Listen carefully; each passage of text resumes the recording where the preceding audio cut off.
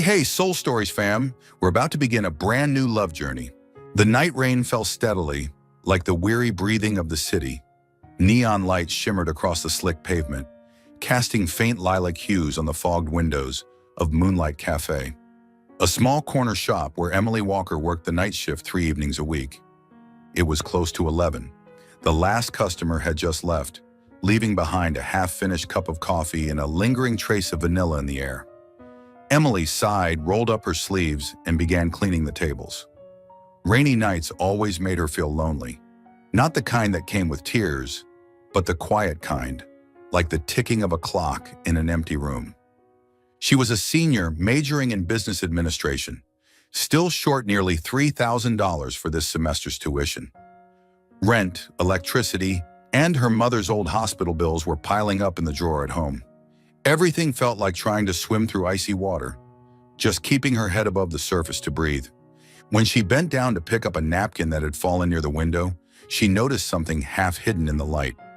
A black leather wallet, finely stitched, so soft that the mere touch of it told her it was expensive. She opened it. Inside was a thick stack of crisp $100 bills, at least $10,000, maybe more. Tucked neatly beside it was a silver-edged business card embossed with an elegant logo, Alexander Grant, Chief Executive Officer, Grant Corporation. Emily froze. She knew that name. One of the most powerful men in the city, the youngest CEO in the history of Grant Corporation, a real estate empire that owned the kind of buildings ordinary people could only look up at. Her fingers tightened around the wallet. Her heart raced. $10,000. Enough to pay her tuition and 6 months' rent. It was enough to let her quit working until 3 in the morning.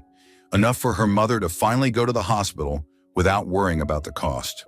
For a few seconds, the temptation felt so close. She sat down, hands trembling slightly as she stared at the bills. The faces of her stern landlord, the overdue notices, and the reminder that her tuition payment was due Monday all flashed through her mind. But then, she exhaled softly. A tired yet peaceful smile appeared on her lips. If it isn't mine, I shouldn't keep it. She took out the business card and dialed the number printed on it. The phone rang 3 times before a deep, cool voice answered. Alexander Grant. Emily swallowed, trying to steady her tone. Good evening. I'm a waitress at Moonlight Cafe. I believe I found your wallet. Silence. Then the man's voice came again, dry, curt, and utterly disinterested. Are you sure? Yes, it has your card, your bank. You don't have to bother. If you want to keep it, keep it. The words cut through her like a blade. Before she could say another word, the line went dead. Emily sat there motionless, phone still in her hand. Keep it, she murmured, a faint, incredulous smile tugging at her lips. Rich people are really something else. But the smile didn't last long. She looked back at the wallet, the light glinting off her clear brown eyes, and she knew she couldn't do it. 30 minutes later, Emily stood under the rain-soaked awning, her umbrella bending against the wind, her coat drenched. Still, she decided to take the wallet directly to Grant Corporation, the skyscraper whose lights never seemed to go out. The security guard eyed her with mild suspicion. You're saying you found Mr. Grant's wallet? Yes, I just want to return it to him personally. After a phone call to confirm, the guard nodded reluctantly. 42nd floor. But he doesn't like being disturbed. You'd better be prepared. The elevator hummed as it rose. For a brief moment, Emily caught her reflection in the mirrored wall. Old coat, wet shoes, messy hair. She looked out of place in this world of glass and gold. Yet inside, her heart was calm. When the doors slid open, the view took her breath away. A wide office bathed in warm golden light, floor-to-ceiling windows overlooking the rain-drenched city. A man stood with his back to her, tall and straight, a glass of wine in his hand. Just leave it on the desk, he said evenly, without turning. Emily walked forward and placed the wallet carefully on the glass table. Her voice was soft but firm. I just wanted to make sure it reached you safely. This time he turned around. The face that met her was striking. Sharp lines, calm strength, and eyes the color of polished steel. He looked at her for a long moment, as if searching for something behind her calm expression. What's your name? Emily Walker. He opened the wallet, glanced through it, and nodded slightly. Nothing's missing. "Of course not," she replied, smiling faintly. He looked up, meeting her gaze properly for the first time. Something flickered in his eyes. Surprise, maybe confusion. Perhaps he wasn't used to people doing the right thing for no reason. "I told you it wasn't necessary to trouble yourself." "I know," she said, "but if I'd kept it, I don't think I could have slept tonight."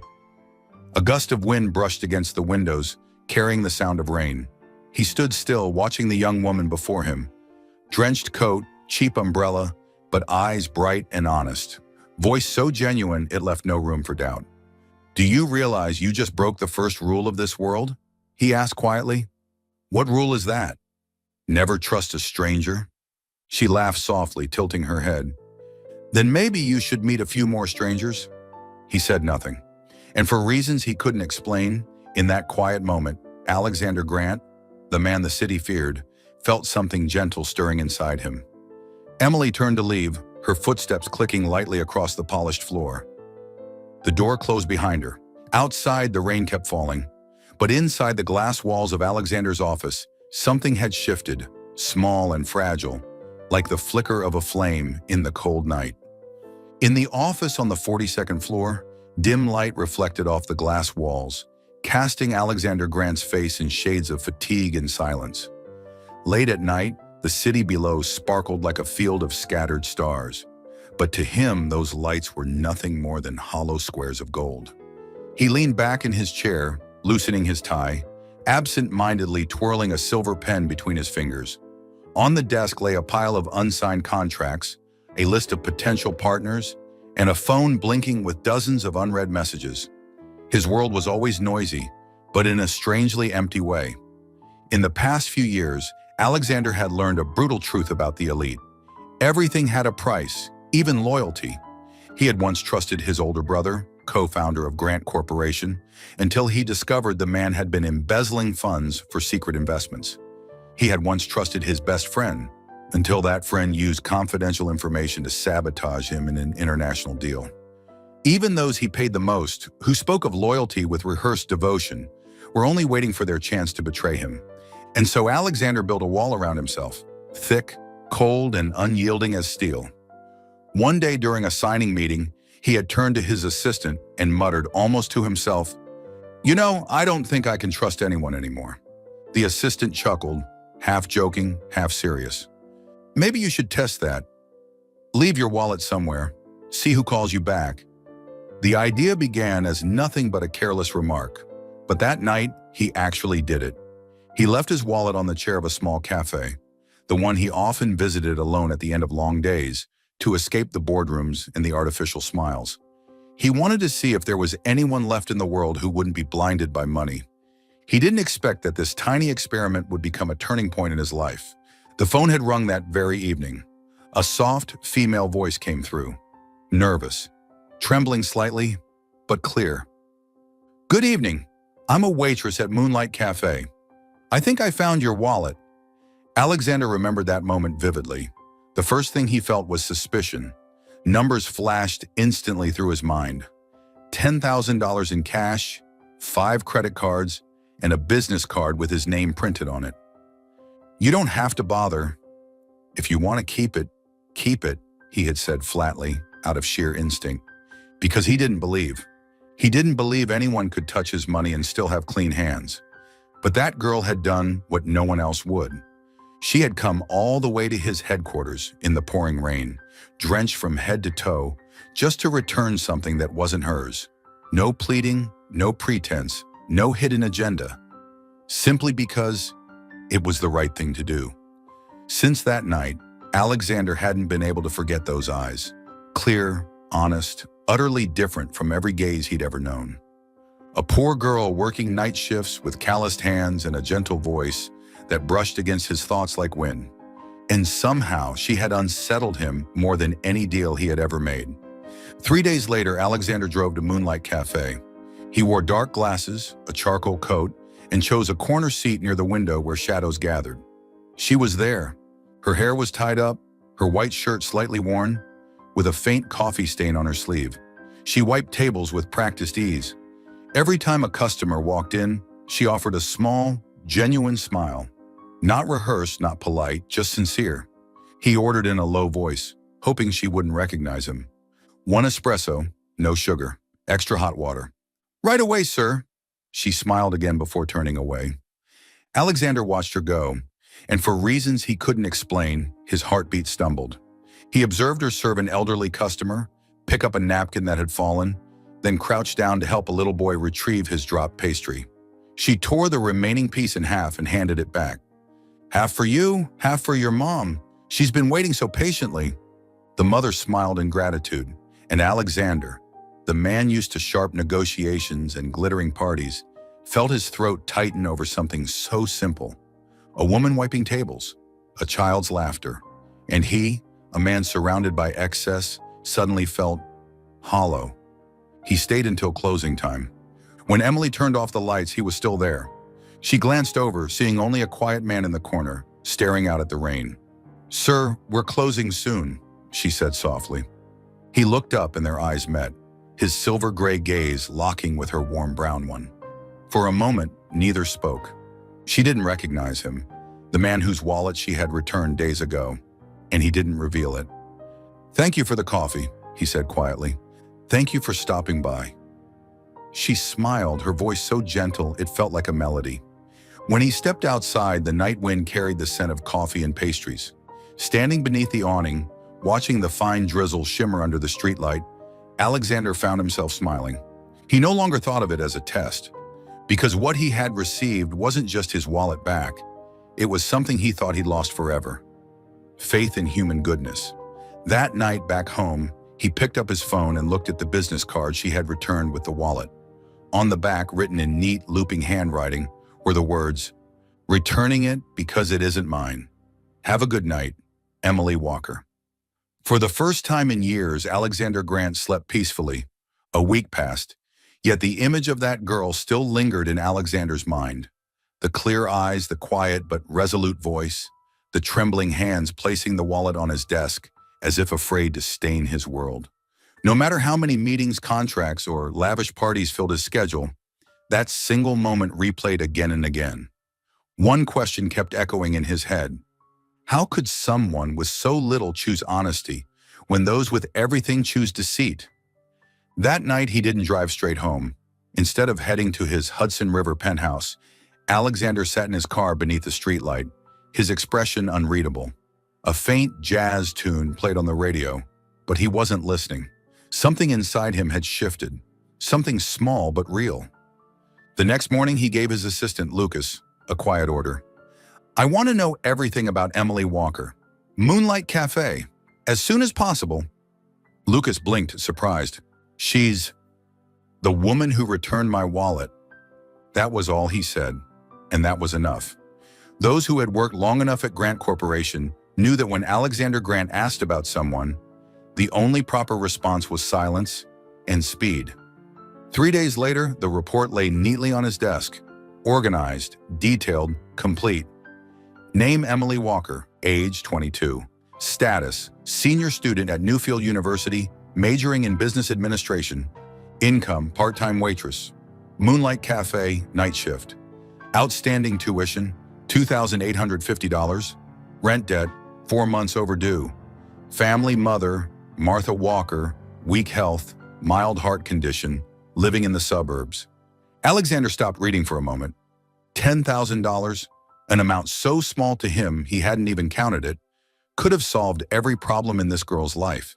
Yet she had chosen to give it back, even after he'd told her to keep it. He leaned back, staring at the ceiling.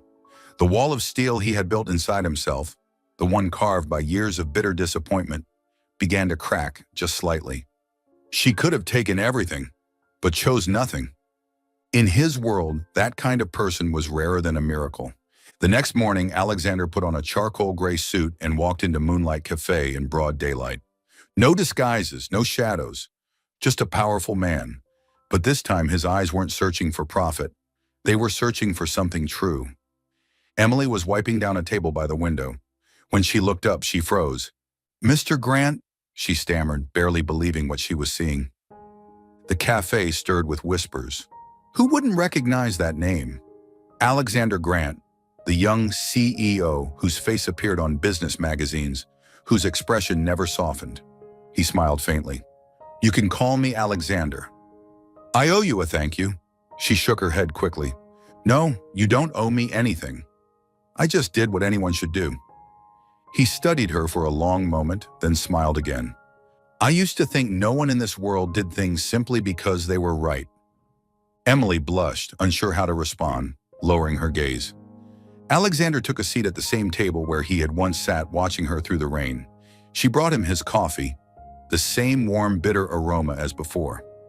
Are you still studying? He asked. Yes, I'm in my last semester, but I haven't paid the full tuition yet. I thought so, he said softly, his tone calm but no longer cold. She blinked. You thought so? I have a habit of learning about the people who intrigue me. Emily froze, uncertain whether to feel flattered or alarmed. But there was no arrogance in his gaze, only something unexpectedly sincere. He set his cup down and folded his hands on the table. I'm starting a new community initiative, a fund to support underprivileged students and young startups. I need someone who understands their reality, not just the numbers on a report. I need an intern, someone honest. Emily's eyes widened. An intern? At Grant Corporation?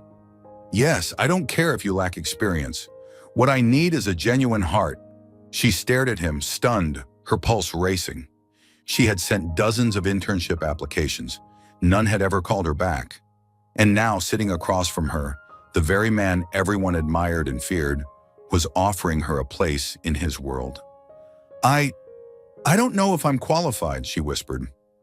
Alexander tilted his head slightly, his gaze steady, almost penetrating. You've already proven you possess what my company needs most. What's that?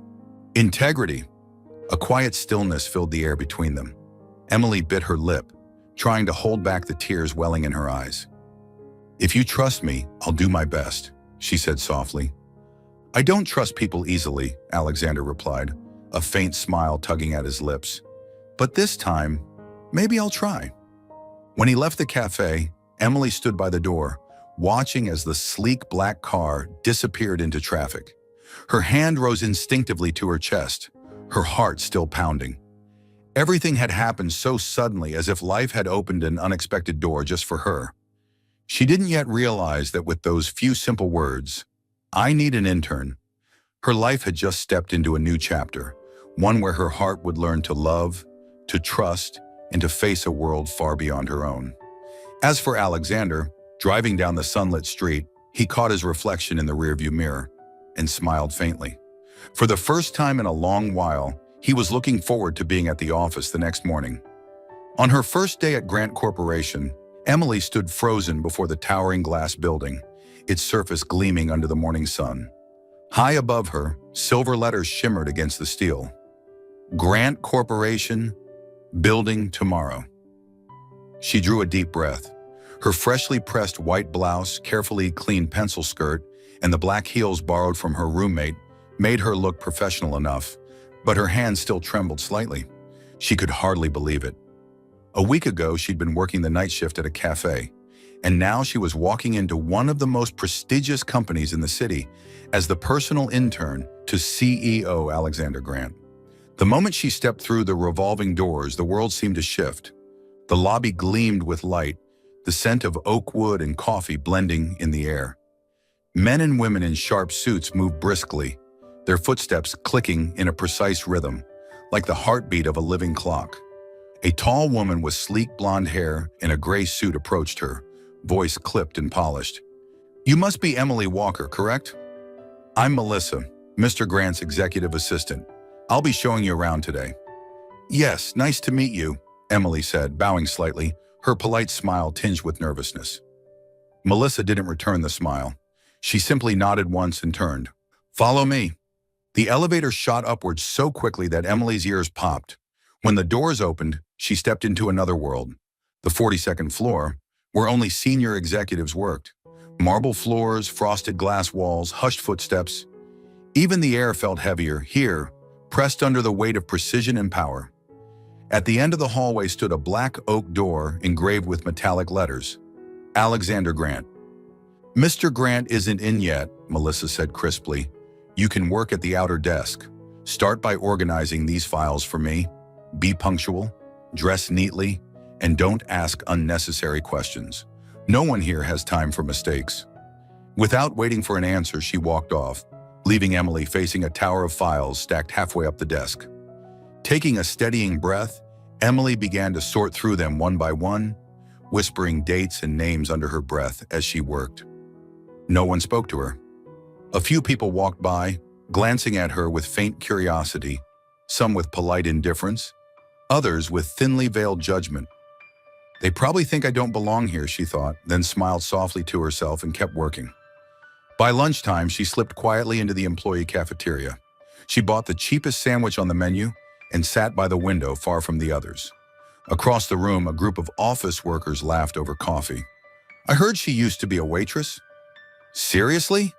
And now she's working for Mr. Grant? I wonder what he sees in her," one of them murmured with a smirk.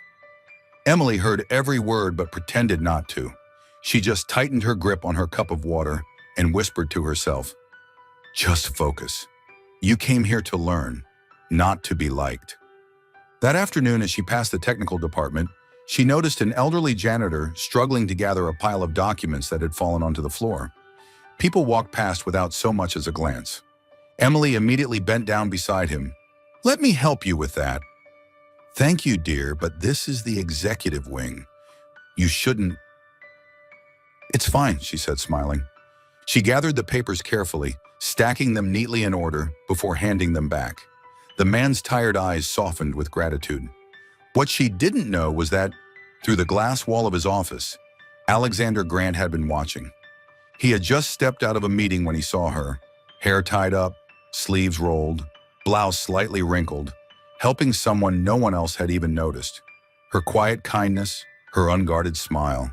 It was something utterly foreign in this building of mirrors and masks. For reasons he couldn't explain, his chest felt warmer than it had in a long time. "Melissa," he said softly, still watching her. "That's the new intern, isn't it?" "Yes, sir." "Emily Walker." He nodded slowly. And kept watching. On the third day, Emily was asked to deliver a set of documents to the CEO's office. She knocked gently, and a calm voice replied, "Come in." Stepping inside, she instantly felt the atmosphere shift. The room was serene, the only sound the scratch of a pen across paper. Alexander sat behind his desk, crisp white shirt, sleeves slightly rolled, the light from the tall windows glinting off the silver watch at his wrist. "Set it here." "Thank you," he said without looking up. She placed the folder carefully on the desk, but as she turned to leave, her elbow caught a coffee cup, sending dark liquid spilling across several pages. Her breath caught, her heart stopped. "Oh my God, I'm so sorry. I didn't mean to. I'll clean it right now," she stammered, fumbling for tissues, hands shaking. Alexander looked up, his cool gray eyes meeting hers. For a second, she braced for the explosion. Anger, cold words, humiliation. But it never came. He saw a girl truly panicking, not pretending, not calculating, just afraid of having failed. He stood, took another napkin and handed it to her. His voice was low even. "Just don't repeat it. I don't dislike mistakes. I dislike pretense." Emily froze, eyes wide. He wasn't angry. He hadn't scolded her. There was no trace of the feared Mr. Grant that everyone spoke of. I'm really sorry," she whispered.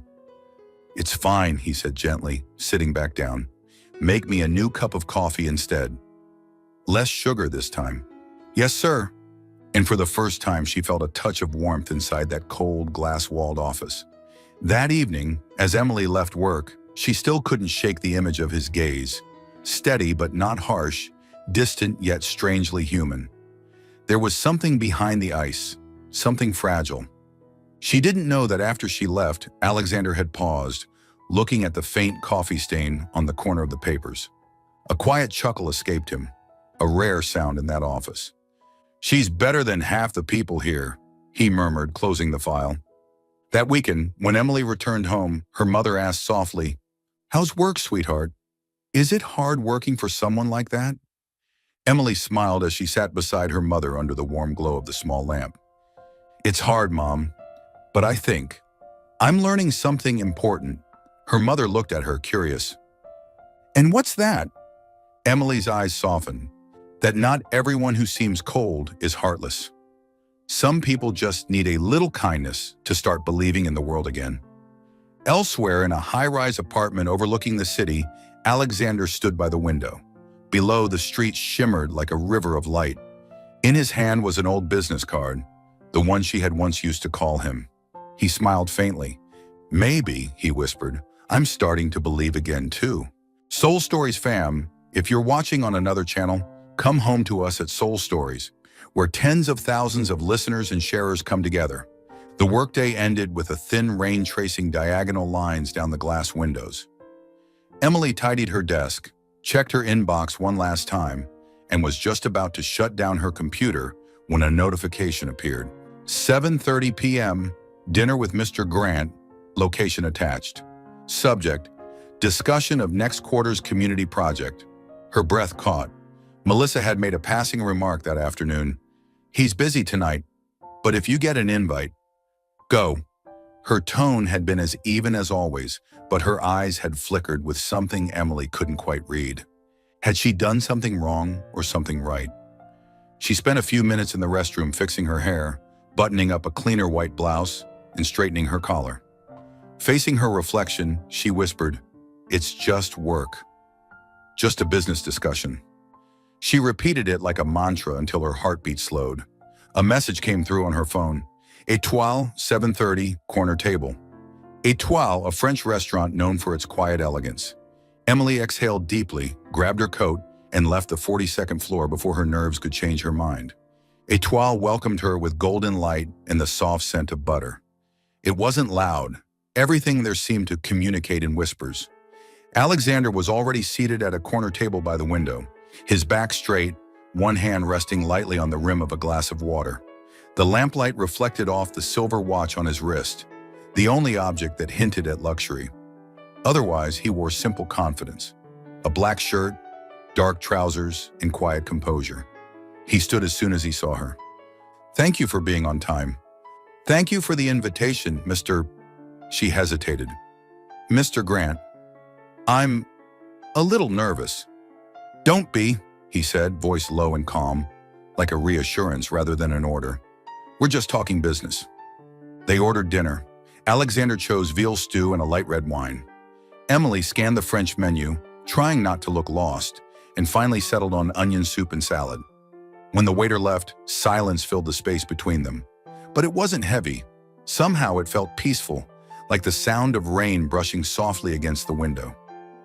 "The community project," he began, his eyes resting on her. "I want to expand it. Scholarships, not just one-time grants. Long-term follow-ups, real stories. I need someone who can walk with them, listen, understand. I think you can." "You think I can?" she asked, surprised at the shift in his tone. At work, everyone called him Mr. Grant, but tonight the distance in his voice had thinned. "I'll do my best," she said softly. "Doing your best isn't always enough," he replied, not harshly but truthfully. "But sometimes doing it with your heart is worth more than any process." She smiled faintly. "I'm not very good with processes, but I'm good at asking the questions people avoid."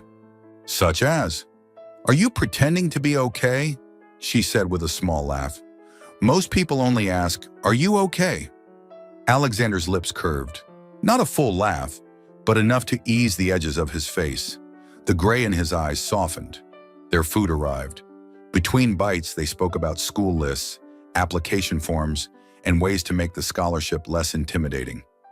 Emily suggested replacing part of the essay with short videos, so applicants could speak for themselves.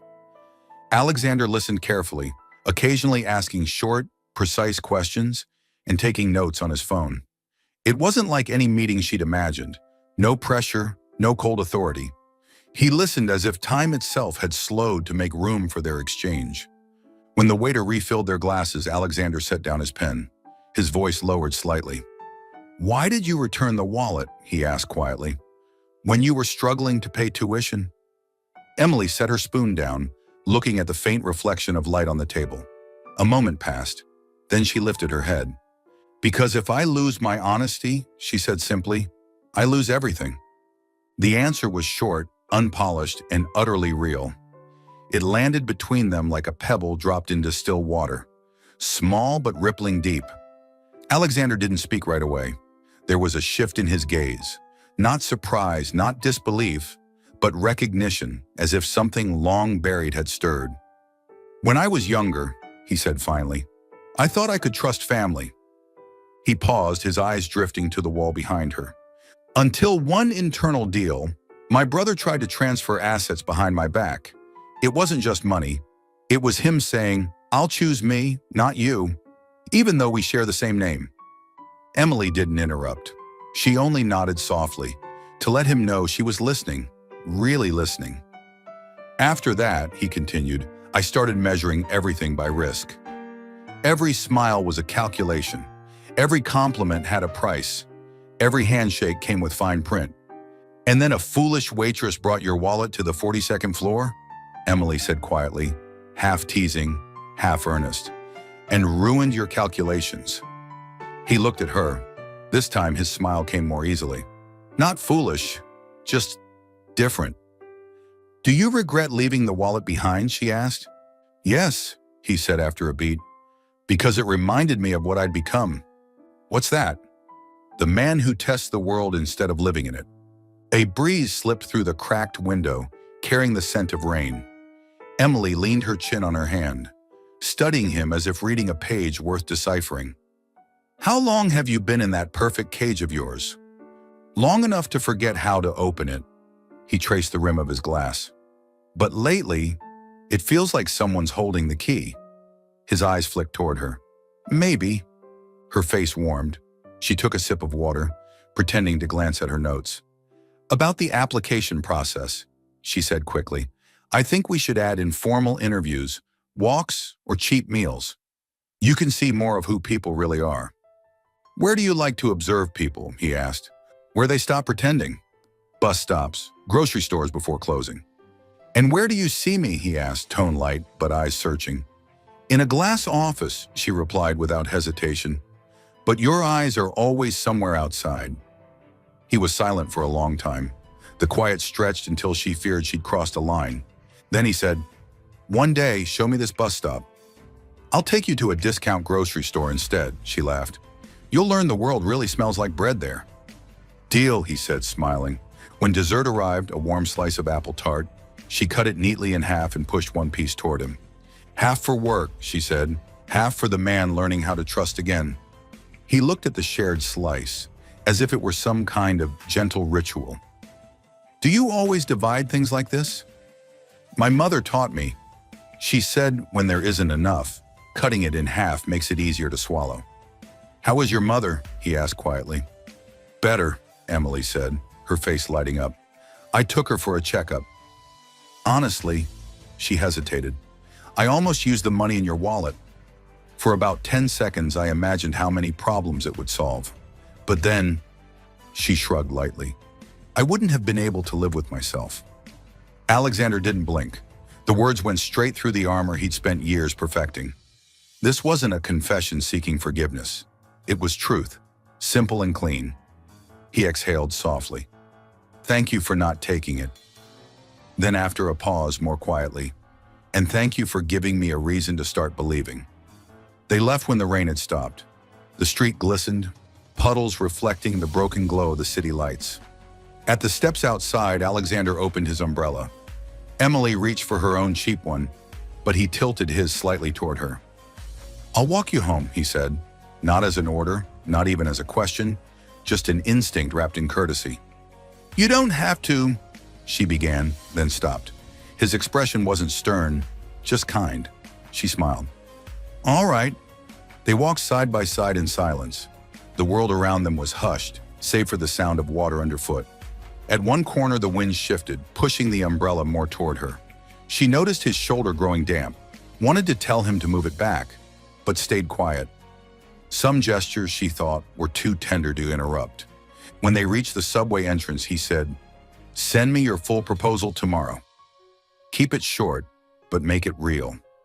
He looked at her, the silver in his eyes now holding something warm. "Like you." "I will," she said softly. "And Emily, he called just as she stepped down the first stair. Yes? What you said tonight, it's going to stay with me. If I lose my honesty, I lose everything. Maybe because of that, I've lost a little less. She couldn't find words. She simply smiled and said, "Good night, Alexander." For the first time, he heard his own name in her voice, and it sounded like a lullaby. As the subway doors closed behind her, Alexander stood beneath the quiet sky.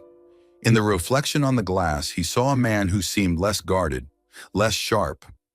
From that night on, every test he designed of the world of people would no longer begin with suspicion, but with a small space for kindness to prove itself. And somewhere between belief and rediscovery, he realized he had already begun to trust. In something unseen, and somehow, in her. The city seemed to hold its breath before the storm. By late afternoon, the sky had turned the color of bruised steel, clouds dragging their weight across the horizon. The air was heavy with the metallic scent that comes right before thunder breaks. On the 42nd floor, the lights still glowed. Most employees had already gone home after the emergency weather warning, leaving only a few behind to finish urgent work. Emily sat at her desk, eyes fixed on the glowing screen as the wind outside whipped against the windows, making the curtains sway like restless waves. "Still here!" Alexander's voice came from behind, low even, with a hint of fatigue. She startled slightly, turning to see him standing by the window, hands in his pockets, eyes trained on the churning sky.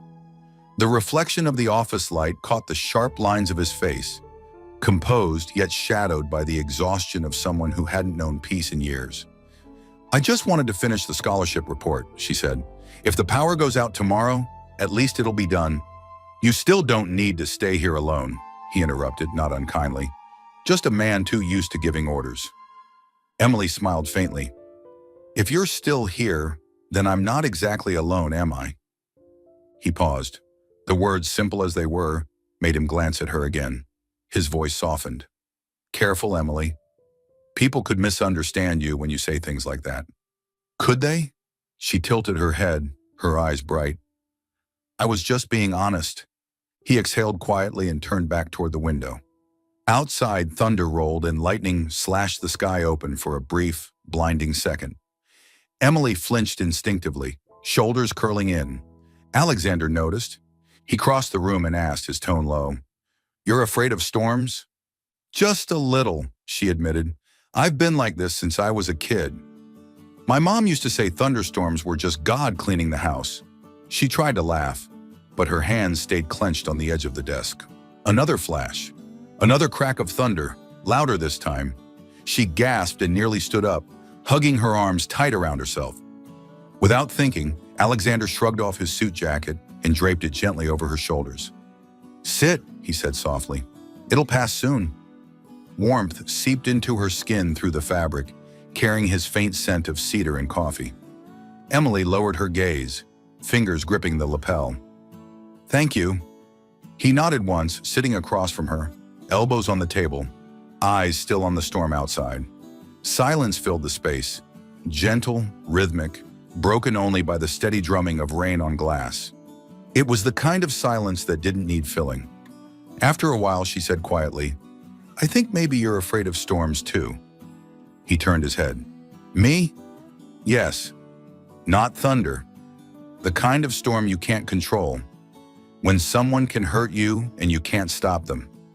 He looked at her for a long moment, the quiet between them deepening until it seemed the rain had stopped. Her words had landed somewhere too close to the truth. "Maybe," he said finally, voice rougher now. "I've spent my life trying to control everything. But you're right. Sometimes all it takes is one lightning strike to turn every plan to ash." Emily smiled softly, eyes reflecting the pale flicker of the storm. "But after a storm, trees still grow. The ground's still green again. You don't believe in that?" He studied her. "Do you?" "I can't afford not to." Her tone was quiet but steady. He let out a quiet breath that almost turned into a laugh. For once, it wasn't cold or measured. It was unguarded. "You have a strange talent for making people want to protect you." "Me?" She blinked, surprised. "Yes." His voice lowered. not in command but in warmth.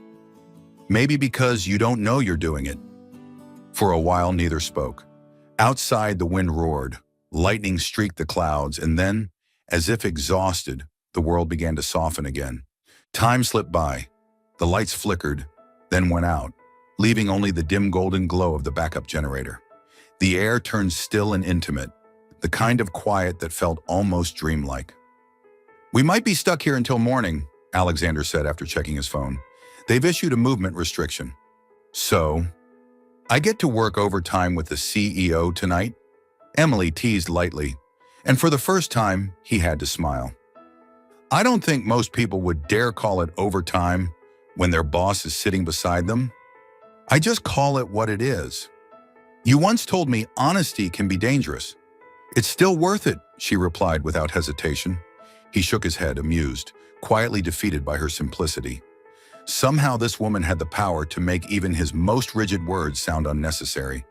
He watched her then, her hair slightly tousled, the faint circles under her eyes betraying fatigue, yet her gaze still bright, alive. She wasn't someone the world had treated gently, and yet she carried a purity that felt almost defiant. A sudden gust pushed at the window, billowing the curtain. Emily flinched again, and his jacket slipped off her shoulders. He reached out instinctively to adjust it. His fingers brushed the curve of her collar, grazing warm skin. Both froze. "Sorry," he said quickly, pulling back. "It's okay," she whispered, her voice nearly lost in the sound of rain. Neither moved after that, but something shifted, quietly, unmistakably. In that faint light, with the wind softening and the storm receding, something unspoken had begun to take root. By dawn, the sky had cleared to a pale gray. Clouds scattered like smoke dissolving, and the city exhaled again. Emily stood by the window, watching the clouds drift away. The smell of coffee filled the room from the machine that had somehow kept running through the night. Alexander stood behind her, silent for a long while before he said simply, "Thank you for staying." She turned, smiling. "It's not like I had much choice." He smiled back a little crookedly. "No, I mean, thank you for staying." She met his gaze then, realizing that something in it had changed. Gone was the guarded, calculating coldness she'd first known. In its place was warmth, subtle, tentative, but real. The storm had passed, but it had left something behind, something neither of them could name yet. It had taken the night's rain and thunder to wash away the distance between them, and as the new light broke through the windows, it felt as if both of them, in their own quiet way, had survived the same storm. Monday morning, the moment Emily set her bag down on her desk, she felt it, the shift in the air, a few glances that lingered too long, a half smile here, a whisper there. People greeted her with voices that hovered between politeness and mockery. She didn't understand at first, not until she overheard two women from finance talking softly near the coffee machine. "I heard Mr. Grant took her out to dinner." "Not surprising. Who else gets that kind of invitation? From cafe waitress to CEO's intern, there's already something off about that." "Well, she knows what she's doing." Quiet voice, big eyes, sweet tone. Men like him always fall for that type. A soft laugh. Then another voice joined in, lower, conspiratorial. "And apparently during the storm, she stayed in the office with him." The spoon slipped from Emily's fingers, clinking against the tray. A sound so small, yet loud enough to echo through her chest. She stood there for a moment, frozen, then turned and walked away without a word. She thought the whispers would die down after a day. They didn't. By midweek, the air on the 42nd floor had turned suffocating. Every time the elevator doors opened, she felt dozens of eyes on her. Every smile she offered met silence.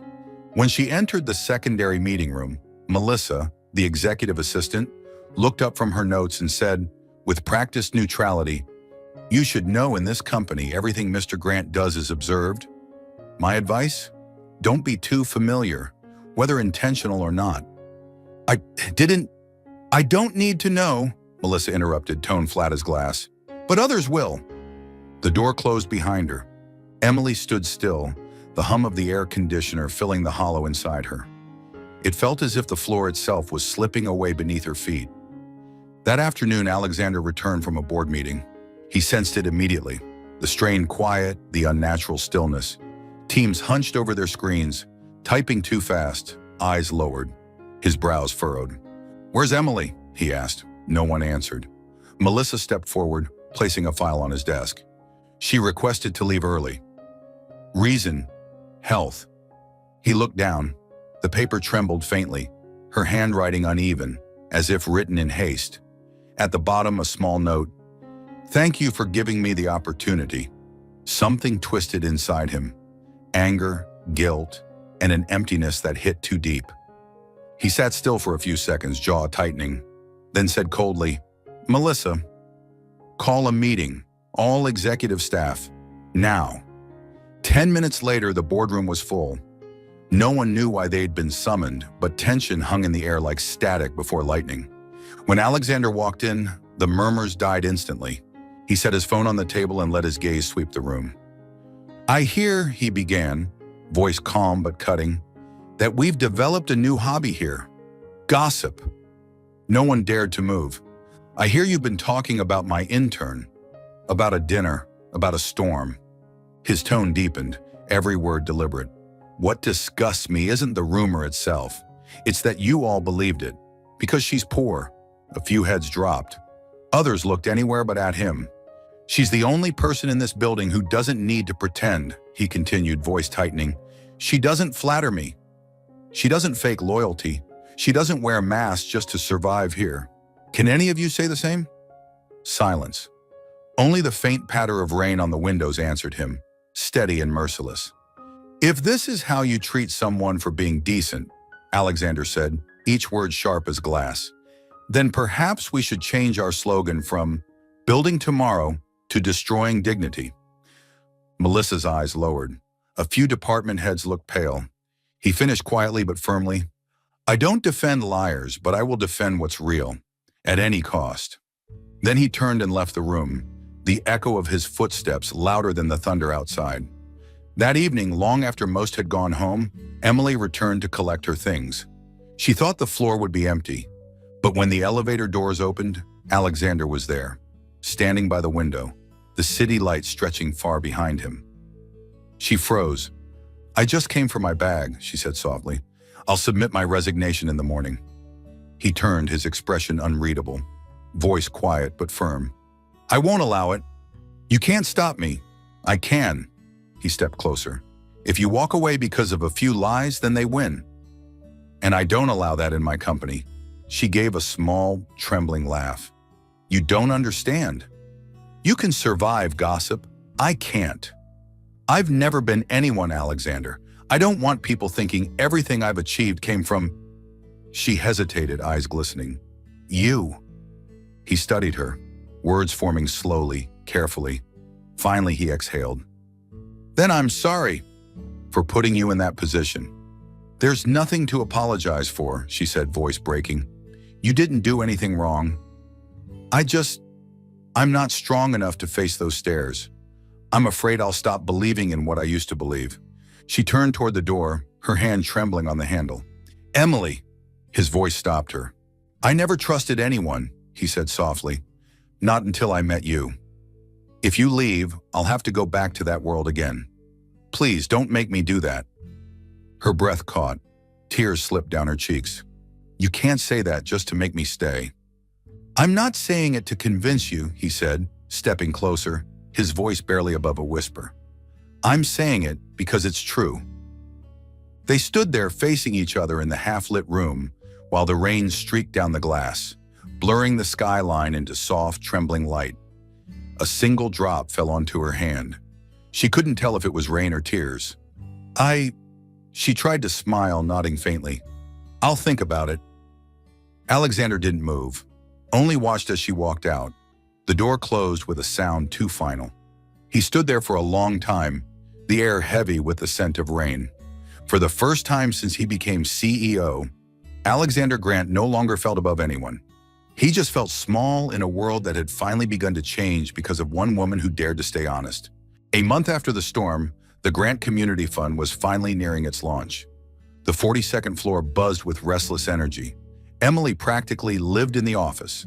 Days spent processing scholarship applications, nights revising student reports and budget charts. She didn't feel tired. On the contrary, every hour filled her with a quiet, rare joy. Her name appeared now on the internal briefings under program coordinator. Alexander would often stop by her desk, not to talk long, but to leave small, handwritten notes. Cut PR budget by 10%, reallocate to direct scholarships. Send me the final draft by evening. And remember lunch. Those 3 final words alone were enough to keep her smiling through the afternoon. Between them, there was no definition. Not the CEO and intern, not yet something more.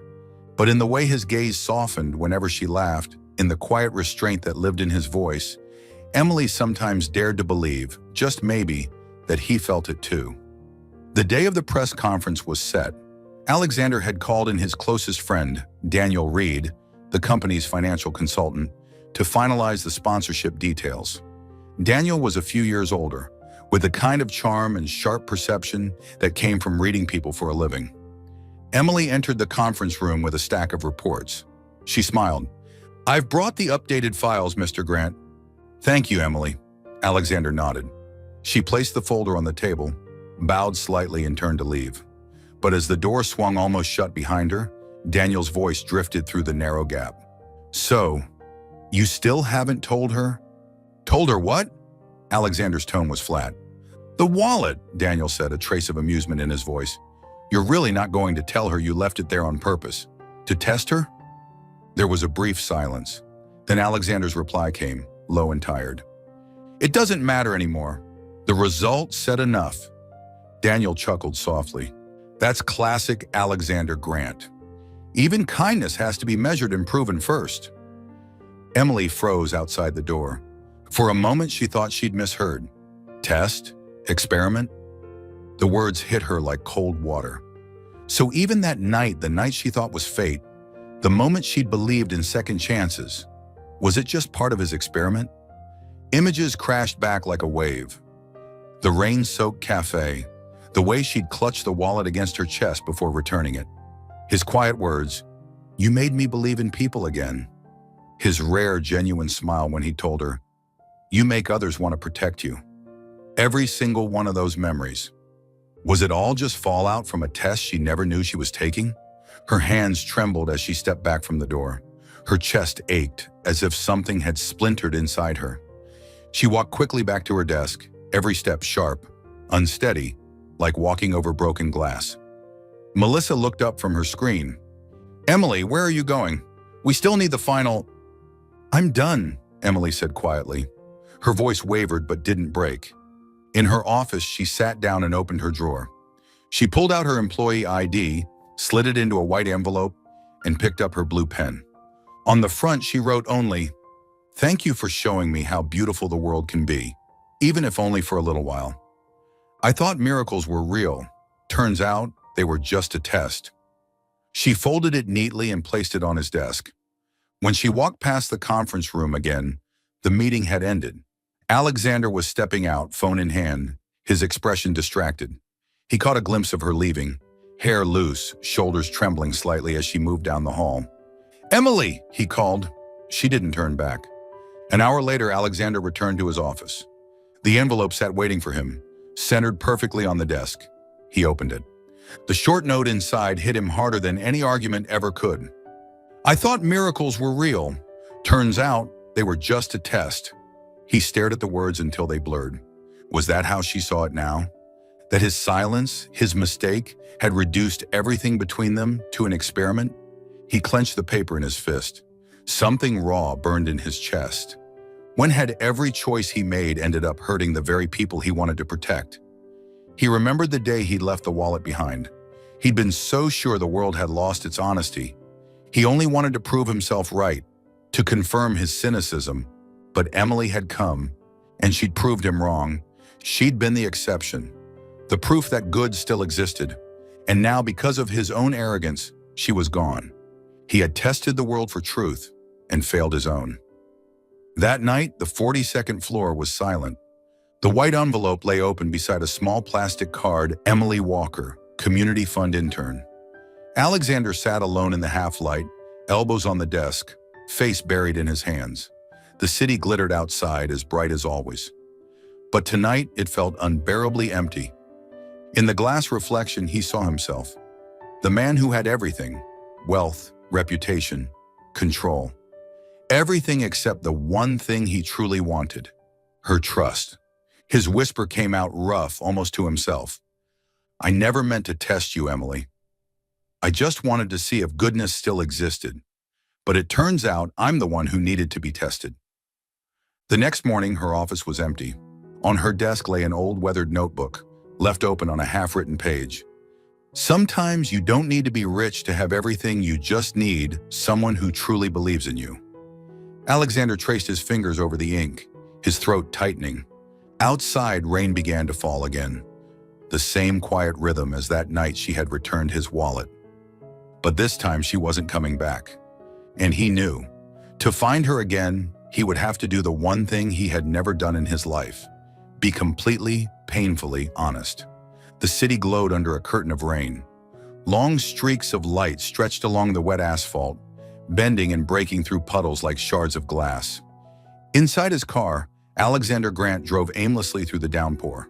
The wipers swept back and forth, but the road ahead remained blurred, not from the weather, but from the hollow ache behind his eyes.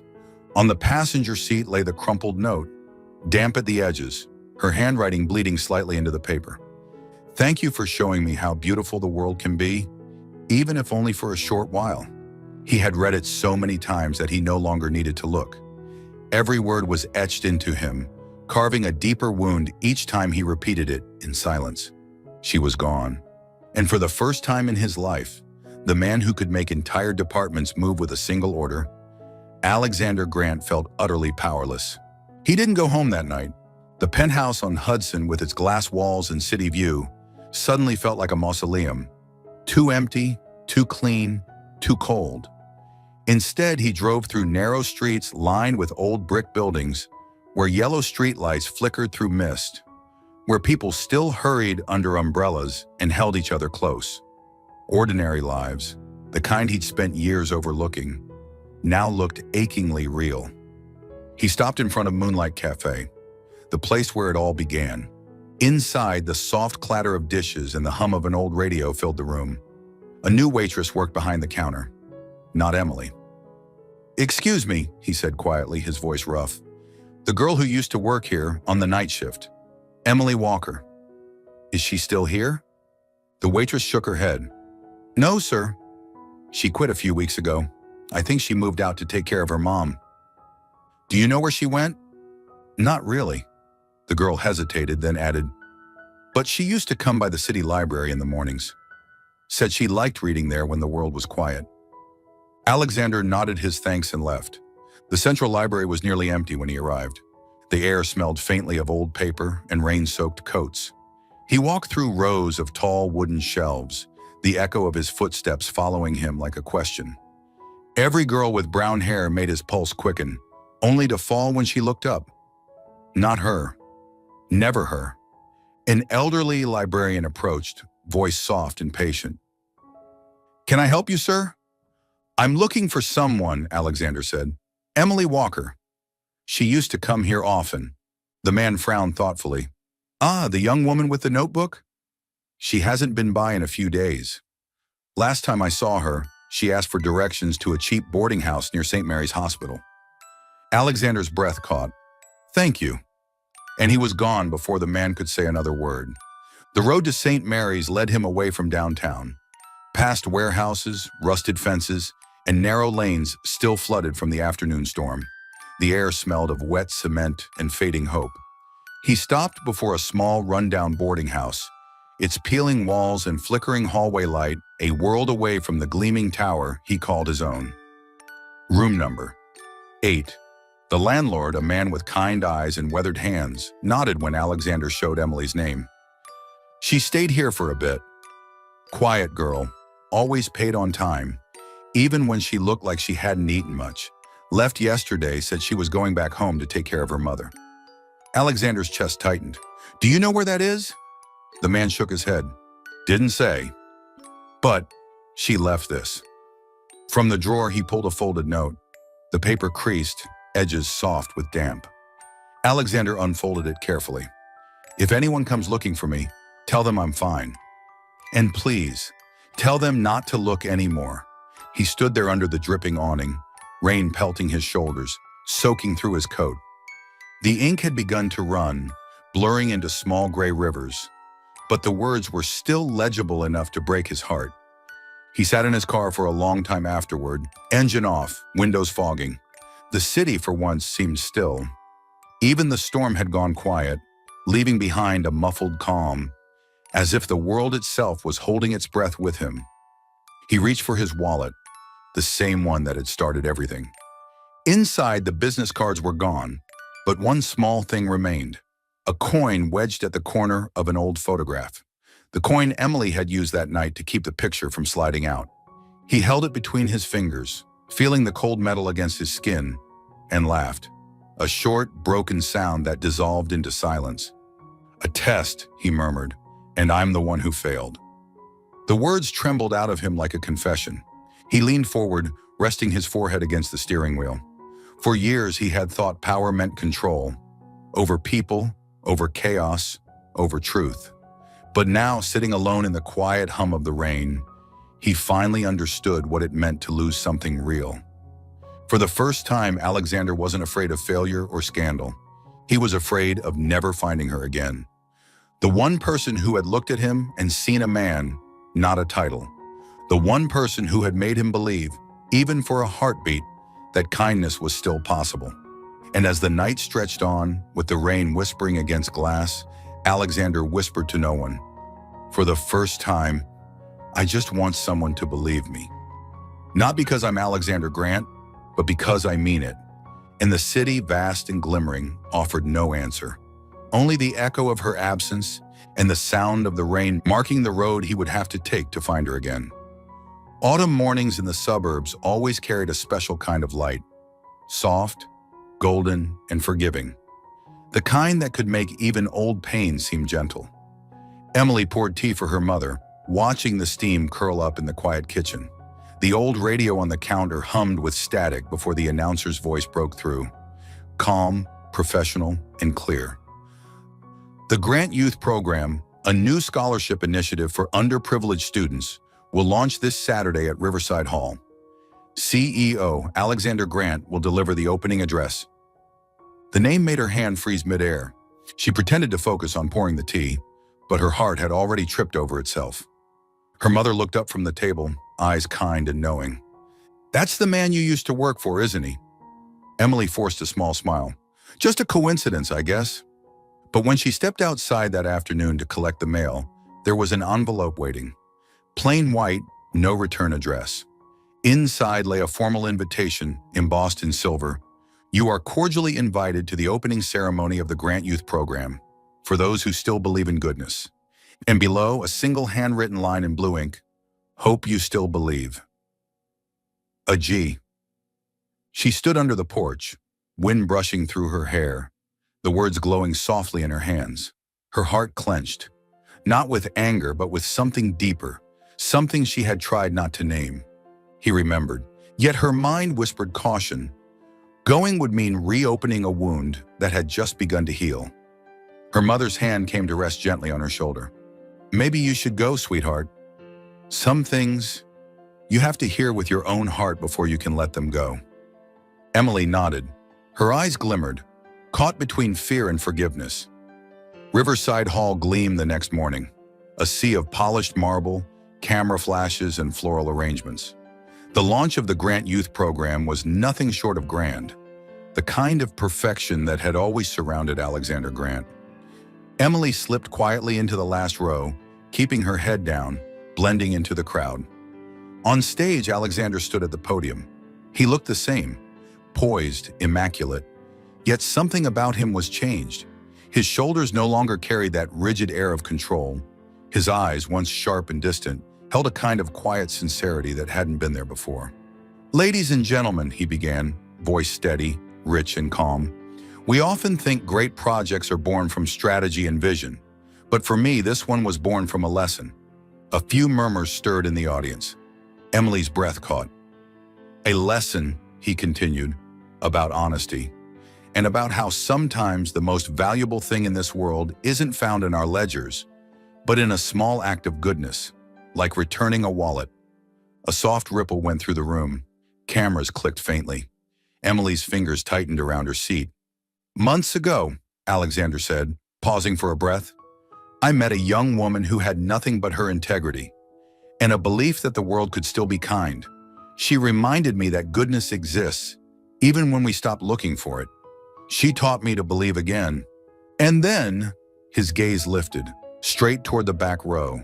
To her, their eyes met across the distance, and in that instant, the noise of the room faded away. This program, he said slowly, voice lowering as if speaking only to her, was built because of that lesson and because of the person who taught it to me. The silence that followed was almost sacred. Emily sat frozen, her heart a storm. Then Alexander did something no one expected. He set down the microphone and stepped off the stage. Every head in the room turned as he walked, calm, certain, down the aisle. The whispers fell away, replaced by a reverent hush. When he reached the final row, he stopped in front of her. Under the soft glow of the lights, he looked down, not like a CEO addressing a subordinate, but like a man facing the only truth that mattered. In his hands was a small bouquet, white daisies mixed with a few sprigs of baby's breath. Simple, unpretentious, beautiful. You once gave me faith, he said softly, his voice trembling just enough to be human. And today I wanted to show you. I turned that faith into something real. Her eyes welled up. You didn't have to do all this for me. He shook his head, smiling faintly. Not for you. For me, because I never want to live behind another test again. I just want to believe. Honestly. The daisies trembled slightly between them. Emily stood. Her hands reached out hesitantly to take them. A tear slipped down her cheek. Warm, clean, and bright like sunlight through glass. Then the applause began. Hesitant at first, then rising into a wave. And in the middle of it, under the lights and the soft fall of petals, stood a man who had built his world on doubt, and the woman who had taught him how to trust it again. After the ceremony, when the crowd had dispersed, they found themselves alone on the steps outside. The late sunlight draped everything in gold. The air smelled faintly of flowers and rain.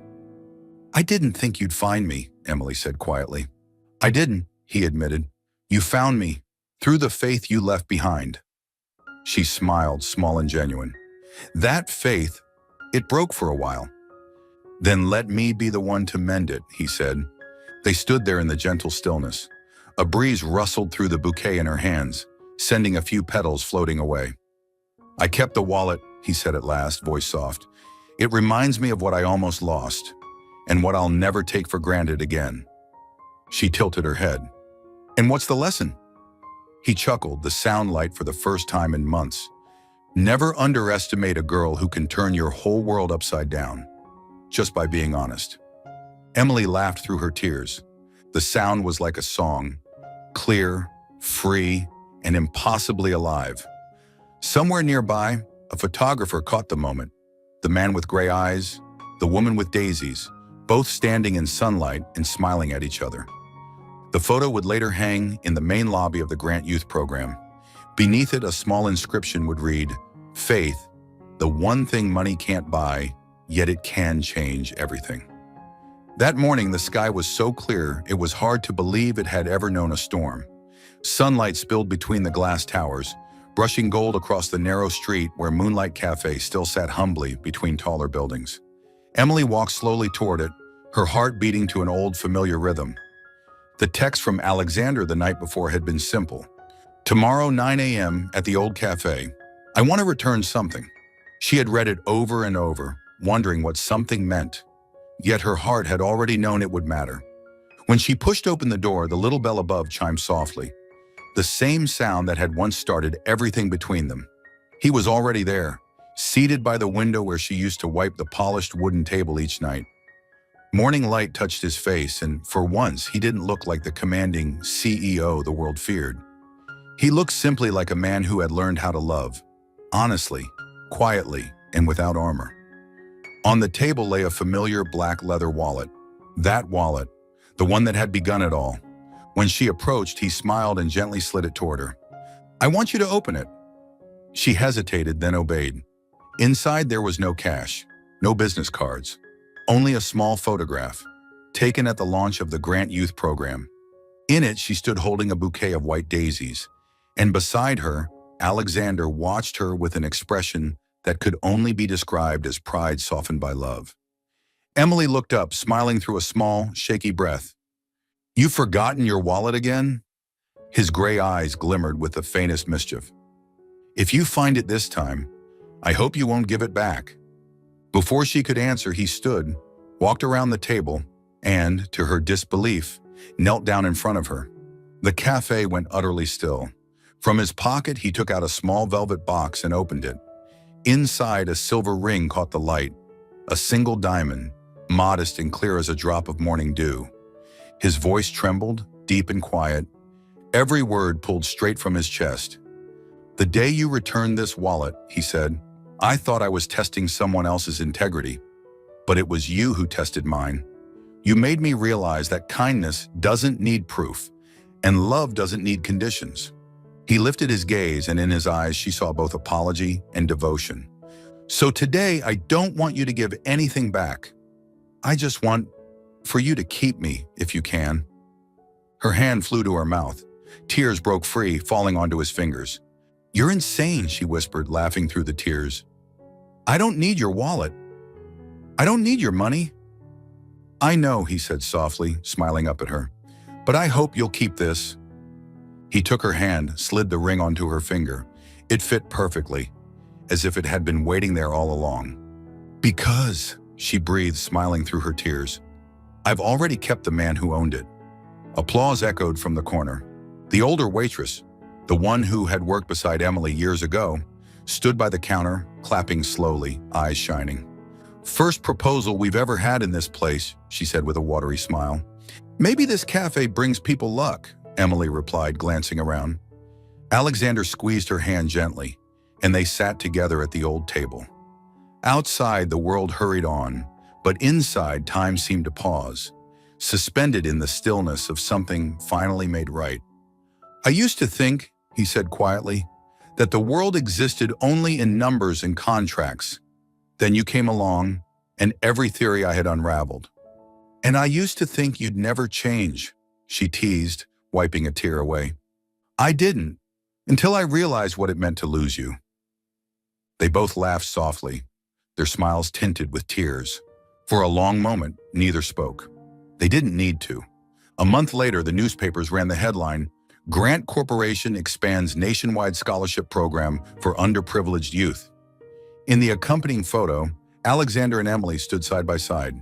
She was no longer listed as an intern, but as program director, the woman who helped shape the foundation's heart. At the press conference, Alexander gave a brief address. His voice carried the quiet authority of a man who had finally learned humility. "This world can be ruthless," or he said, "but as long as one person chooses honesty, there's still hope. Our goal is to turn that hope into something lasting."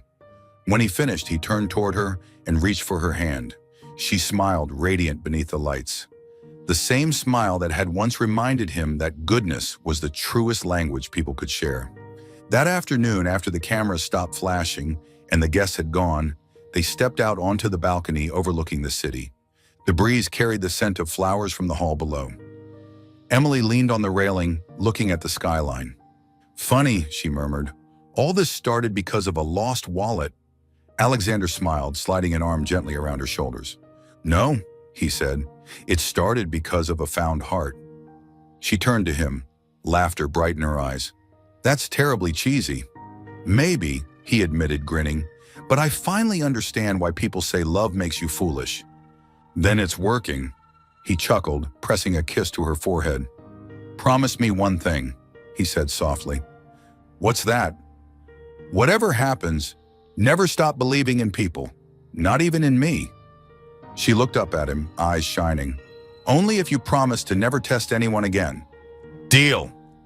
Their laughter mingled with the wind as the city glowed beneath them. vast, alive, and forgiving.